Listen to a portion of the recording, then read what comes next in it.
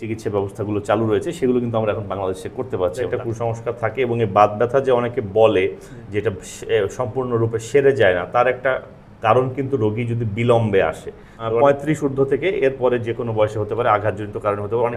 প্রথমে যদি এমন কিছু লক্ষণ লক্ষ্য করেন যে সকালে ওঠার পরে হাতের ছোট ছোট গিঁটে বা পায়ের ছোট ছোট গিঁটে ব্যথা বা জোড়ায় জোড়ায় ব্যথা অথবা মেরুদণ্ডে ব্যথা কোনো কারণ ছাড়াই বিশ্রাম নিলে বেড়ে যাচ্ছে, এটা হলো মোস্ট প্রমিনেন্ট লক্ষণ। ওর সাথে জ্বর। স্পোর্টসম্যানদের ক্ষেত্রে আঘাতের কারণে অগ্রিম হয়ে গেছে, রোগটা নির্ণয় হয় না, রোগ নির্ণয় দেরি হয় এবং ততদিনে অনেকটুকু অস্থিসন্ধিগুলো অনেকটুকু জোড়া লেগে যায় বা ক্ষয়। প্রিয় দর্শক, আসসালামু আলাইকুম। আবার ফিরে এলাম আপনাদের মাঝে। সুখের দিনে প্রয়োজন না হলেও দুঃখের দিনে আমাদের কিছু লোকের প্রয়োজন হয়। তাদের মধ্যে একজন হলেন চিকিৎসক, যিনি আমাদের দুঃখের মুহূর্তে, অসুখের মুহূর্তে আমাদের সুখের সন্ধান অথবা অসুখটাকে প্রশমিত করার জন্য এগিয়ে আসেন। তেমনি একজন সুখের সন্ধানের লোক জনাব মঞ্জুরে খোদা, যিনি রিউমাটোলজিস্ট বা বাত ব্যথার চিকিৎসক, তিনি আজকে আমাদের সাথে উপস্থিত আছেন। পরিচিত হই। স্যার, প্রথমে হচ্ছে আমাদের স্টুডিওতে আপনাকে স্বাগতম, প্রথম কথা। দ্বিতীয়ত হলো যে স্যার যদি ছোট্ট করে আপনার পরিচয়টা একটু দিতেন। জি, আপনাকে এবং রাজডককে অনেক ধন্যবাদ আমাকে আমন্ত্রণ জানাবার জন্য। আমি ডক্টর মঞ্জুরে খোদা, আমি কনসালটেন্ট ইন্টারভেনশনাল রিউমাটোলজিস্ট, বাংলায় বললে বলা যায় বাত ও ব্যথা বিশেষজ্ঞ, এবং বাংলাদেশে একটা নতুন শাখা চালু করা সম্ভব হয়েছে। সেটা হলো সার্জারি বা কোনো ধরনের কাটাছেঁড়া ব্যতি রেখে অনেক বাত ব্যথা নিরাময় করা সম্ভব এবং অনেক বাত ব্যথার অত্যাধুনিক কিছু চিকিৎসা রয়েছে, তো ইনক্লুডিং রিজেনারেটিভ মেডিসিন। তো আমি বেসিক্যালি একজন ইন্টারভেনশনাল বাত বিশেষজ্ঞ, যিনি যে কোনো ব্যথাকে শুধু প্রশমিত করাই নয়, নিরাময়ের দিকে নিয়ে যেতে চেষ্টা করে যাচ্ছি। স্যার, আপনি রাজশাহীতে কোথায় বসতেন এই বিষয়ে যদি একটু? জি, আমি বেসিক্যালি যেহেতু আমি আগেই বললাম যে ইন্টারভেনশনাল রিউমাটোলজিস্ট, আমার কাজের জায়গাটা হলো কনকর্ড স্টেম সেল লিমিটেড। এটা ঢাকার এবং বাংলাদেশের একমাত্র রিজেনারেটিভ মেডিসিন বা স্টেম সেল হসপিটাল। তো এছাড়া আমি প্রতি শুক্রবারে এখানে রাজশাহীতে লক্ষ্মীপুরে পপুলার ডায়াগনস্টিক সেন্টার ইউনিট 2-এ আমি কর্মরত আছি। প্রতি শুক্রবার আমি এখানে আসি, প্রতি শুক্রবারে ঢাকা থেকে আসি। আচ্ছা স্যার, সাধারণ কথায়, মানে আমরা যারা সাধারণ পিপল, সাধারণ কথা এই বাত বলতে জিনিসটা কি বোঝায় আর এটা আসলে কি ধরনের রোগ? জি, খুবই গুরুত্বপূর্ণ প্রশ্ন। আসলে আমাদের এখানে তো যেটা মানে মূল সমস্যাটা হলো ব্যথা। ব্যথা তো অনেক কারণেই হতে পারে, তো সব ব্যথাই বা গিটে গিটে ব্যথাই কিন্তু বাত ব্যথা নয়।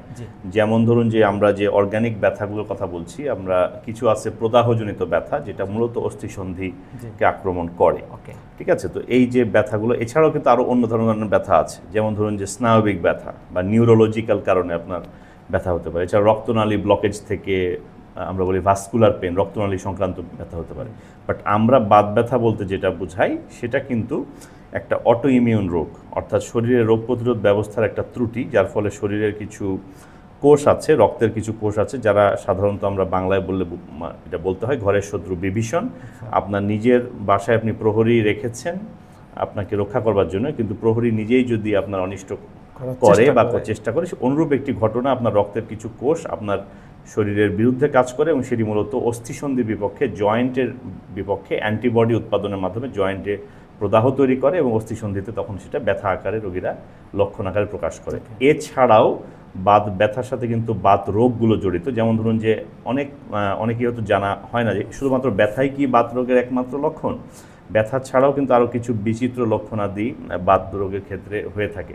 যেমন ধরুন যে দীর্ঘমেয়াদী জ্বর, অকারণে কোনো জ্বর হবে, মুখে ঘা, চুল পড়া, ত্বকে লালচে ফুসকুড়ি ওঠা, ঠিক আছে, এবং এছাড়াও আরও অন্যান্য কিছু রোগ হতে পারে, যেমন ধরুন যে হার্ট অ্যাটাক বা রক্তনালী সরু হয়ে গিয়ে হার্টের রক্ত প্রবাহ বন্ধ হয়ে যাওয়া, ফুসফুসের সমস্যা, ইভেন মহিলাদের ইনফার্টিলিটি, যে বারবার গর্ভধারণের পরও 2-3 বার গর্ভপাত হয়ে যাচ্ছে, মানে বলি অ্যাবর্শন হয়ে যাচ্ছে, কোনো গাইনিকোলজিক্যাল কারণ ছাড়াই অ্যাবর্শন হয়ে যাচ্ছে লুপাসের কারণে। সো এগুলো কিন্তু সিস্টেমিক রোগ, যেটা অস্থিসন্ধির ব্যথা ছাড়াও আমাদের অভ্যন্তরীণ অঙ্গ প্রত্যঙ্গ, ইভেন কিডনি, ফুসফুস, যকৃৎ, লিভার, সেগুলোকে আক্রমণ করতে পারে। স্যার, একজন রিউমাটোলজিস্টের কাছে আমরা সাধারণ কোন মুহূর্তে যাব, মানে কখন বুঝবো যে আমার এখন যাওয়া উচিত?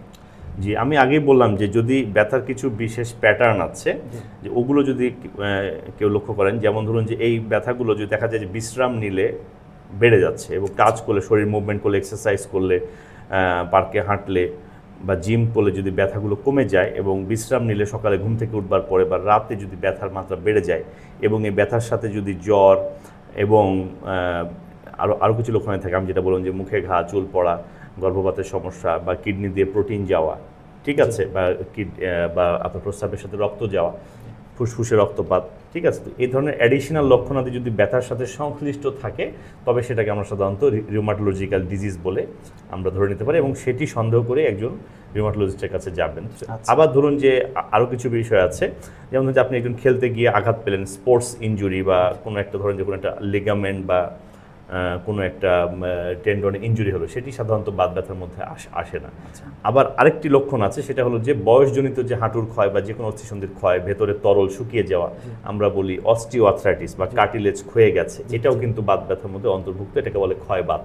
আবার ধরুন যে রক্তে কিছু বর্জ্য পদার্থ বেড়ে গেছে, রক্তে ইউরিক অ্যাসিড বেড়ে গেছে বা অন্য কিছু বেড়ে গেছে, আবার ভিটামিন ডি কমে গেছে, এগুলোও কিন্তু বাত ব্যথার মধ্যে অন্তর্ভুক্ত। জি স্যার, আমরা অনেক সময় হয় যে মানে যে কোনো ব্যথা হলেই আমরা কমনলি প্র্যাকটিস যে আমরা কিছু পেন কিলার খাই বা অনেক সময় কিছু মালিশ, মানে সেটা তেল বা গরম মালিশ, এটা কমনলি যেটা ইউজ হয় আর কি। তো এইটা স্যার হচ্ছে যে কতটুকু ক্ষতি করতে পারে বা এটার পজিটিভ বা নেগেটিভ কোনো দিক আছে কিনা যদি বলতেন। জি, এটি সাধারণত মানুষের মধ্যে একটা কুসংস্কার থাকে এবং এই বাত ব্যথা যে অনেকে বলে যেটা সম্পূর্ণরূপে সেরে যায় না, তার একটা কারণ কিন্তু রোগী যদি বিলম্বে আসে।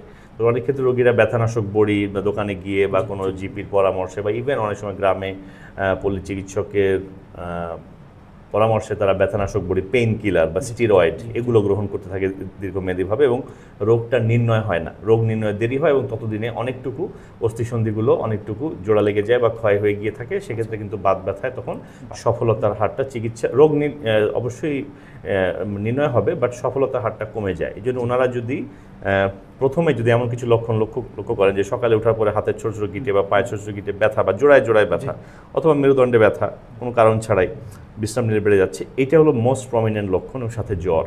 তো এই জিনিসটা যদি ওনারা প্রথমেই আইডেন্টিফাই করে যদি বাত বিশেষজ্ঞের পরামর্শ নেন, ওনারা রোগটা নির্ণয় হয়ে গেলে ওনারা দ্রুত সমাধান পাবেন।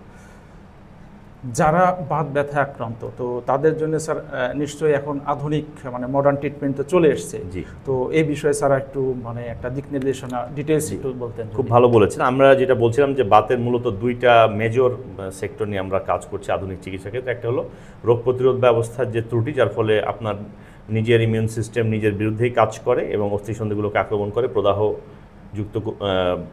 প্রদাহযুক্ত করে গড়ে তোলে, সেক্ষেত্রে এটাকে বলা হয় অটো ইমিউন রোগ। যেমন ধরেন যে গেঁটে বাত বা রিউমাটয়েড আর্থ্রাইটিস, স্পন্ডাইলো আর্থ্রাইটিস, কটিবাত, কোমরে ব্যথা, লুপাস, মহিলাদের এসএলই, আরও কিছু আছে যেমন আনকা অ্যাসোসিয়েটেড ভাস্কুলাইটিস বা রক্তনালীর ত্রুটি বা রক্তনালীগুলো ফুলে যায়, ত্বকে কিছু রক্তপাত আসতে পারে, লালচে ফুসকুড়ি আসতে পারে। এই ধরনের অটো ইমিউন রোগগুলোর ক্ষেত্রে কিন্তু এখন অত্যাধুনিক ইমিউনোথেরাপি আমরা প্রয়োগ করছি। আগে সাধারণত দেখা যেত যে গণহারে স্টেরয়েড ব্যবহার এবং কোনো টার্গেটেড চিকিৎসা ছিল না এবং গড়পড়তা রোগ প্রতিরোধ ব্যবস্থাকে দমন করার কারণে অনেক ধরনের ঔষধের পার্শ্ব প্রতিক্রিয়া বা মৃত্যু পর্যন্ত হয়েছে বা হওয়ার ঝুঁকি রয়েছে। কিন্তু এখন কিন্তু টার্গেটেড চিকিৎসা হওয়ার কারণে অত্যাধুনিক ইমিউনোথেরাপি আমরা দিতে পারছি বাংলাদেশে, স্বল্প ব্যয়, মধ্যম ব্যয়, উচ্চ ব্যয় সবই রয়েছে। তো সেটা কিন্তু আমরা এখন আধুনিক চিকিৎসার মধ্যে পাচ্ছি। এছাড়াও স্টেম সেল থেরাপির মাধ্যমে কিন্তু এই সমস্ত অটো ইমিউন রোগগুলোকে চিকিৎসা করা বা নিরাময় 100% না হলেও অতি কাছাকাছি যাওয়া সম্ভব। আরেকটি যেটা আছে দ্বিতীয় ভাগ, সেটা হলো ক্ষয়বাত বা অস্টিওআর্থ্রাইটিস, যেটা কি স্যার এটা মানে একটু বৃদ্ধদেরই মনে হয় বেশি হয়। এটা মূলত 35 ঊর্ধ্ব থেকে এরপরে যে কোনো বয়সে হতে পারে, আঘাতজনিত কারণে হতে পারে। অনেক ক্ষেত্রে আমরা দেখেছি স্পোর্টসম্যানদের ক্ষেত্রে আঘাতের কারণে অগ্রিম হয়ে গেছে, বৃদ্ধ হবার আগেই বা মধ্য বয়সে পৌঁছানোর পূর্বেই হয়ে গেছে। তো এই ধরনের ক্ষয়বাত বা অস্টিওআর্থ্রাইটিস হাঁটুতে হোক বা কাঁধে হোক, সেটি কিন্তু এখন আমরা যেটা বাংলাদেশে এবং অত্যাধুনিক বিশ্বের সাথে তাল মিলিয়ে এখন কিন্তু পশ্চিমা সমাজে যে চিকিৎসা ব্যবস্থাগুলো চালু রয়েছে সেগুলো কিন্তু আমরা এখন বাংলাদেশে করতে পারছি। এবং তার মধ্যে সবচেয়ে যেটা আশা জায়গা নিয়ে সেটা হলো স্টেম সেল থেরাপি। রোগীর শরীর থেকে, রোগীর শরীরের বোন ম্যারো বা অস্থিমজ্জা এবং পেটের চর্বি থেকে সংগৃহীত স্টেম সেল, অথবা শিশুদের আমরা বলি আম্বিলিক্যাল কর্ড বা নাভিরজ্জু থেকে, নবজাতকের নাভিরজ্জু থেকে সংগৃহীত স্টেম সেল দ্বারা আমরা কিন্তু এই সমস্ত ক্ষয়কে দীর্ঘমেয়াদীভাবে নিরাময় করতে পারছি এবং জয়েন্ট রিপ্লেসমেন্টকে অনেকাংশেই আর প্রয়োজন হচ্ছে না। আচ্ছা প্রিয় দর্শক, কোনো রোগকেই অবহেলা করার তো সুযোগ কখনোই নেই। আর আপনারা যারা কখনো যদি ফিল করেন যে বাত ব্যথা এবং এই জাতীয় ট্রিটমেন্ট বা সহযোগিতা দরকার, আমাদের ভিডিওর ফার্স্ট কমেন্টে স্যারের চেম্বারের ডিটেলসটা দিয়ে দেওয়া থাকবে। আপনারা যারা আগ্রহী চেম্বারে যোগাযোগ করে অবশ্যই স্যারের ট্রিটমেন্ট নিতে পারবেন, এটা সবসময়ের জন্যই প্রযোজ্য থাকলো। স্যার, সর্বশেষ যে বিষয়গুলো, আমরা আসলে বাত ব্যথা থেকে সতর্ক কিভাবে থাকতে পারি? জি, খুবই ভালো প্রশ্ন। এখন আসলে prevention is better than cure. যেহেতু এটা অটো ইমিউন রোগ, আমাদের কিছু জীবনাচরণের কিছু নিয়মকানুন মানতে হবে। যেমন ধরুন যে খুব ভালো খাদ্যাভ্যাস, হ্যাঁ, আমাদের এখন খাদ্যে কিন্তু মাইক্রোপ্লাস্টিক্সের উপস্থিতি বেশি, খাদ্যে বিষক্রিয়া ও পলিউশন, পয়জন, ঠিক আছে। আমরা অর্গ্যানিক খাদ্য নিতে পারি, পোড়া মাংস, হ্যাঁ, এবং কোল জাতীয়, চারকোল জাতীয় জিনিসের আমরা যাতে না খাই, এবং শরীরের ওজন যাতে নিয়ন্ত্রিত রাখি, স্থূল হয়ে না যাই, মাদকাসক্তি যেমন ধূমপান, মদ্যপান, এগুলো থেকে যেন বিরত থাকি, এবং সর্বোপরি আমাদের এক্সারসাইজ করাটা বা নিজেকে অ্যাক্টিভ রাখাটা সবচেয়ে গুরুত্বপূর্ণ। অনেকাংশে দেখা যায় যে বাত ব্যথা যদি প্রথমে ডায়াগনোসিস হয়, শুধুমাত্র এই জীবনাচরণের মাধ্যমে কিন্তু অনেক উচ্চ ব্যয়ের চিকিৎসা থেকে রক্ষা পাওয়া যায়।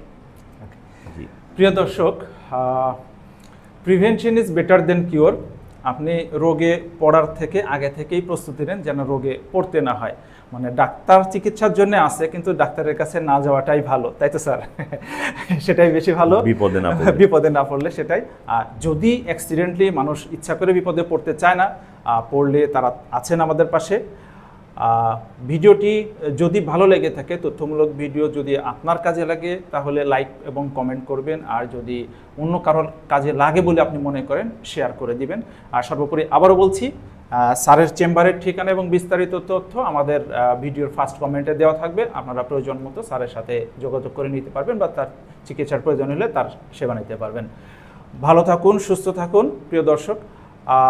আবার ইনশাল্লাহ আগামীতে আরও কোনো একটি পর্বে দেখাবে আপনাদের সাথে। স্যার, আপনাকে আন্তরিক ধন্যবাদ আমাদের সাথে সময় দেওয়ার জন্য। আপনাকেও ধন্যবাদ, এবং রাজডককে আমাকে আমন্ত্রণ জানাবার জন্য। Thank you.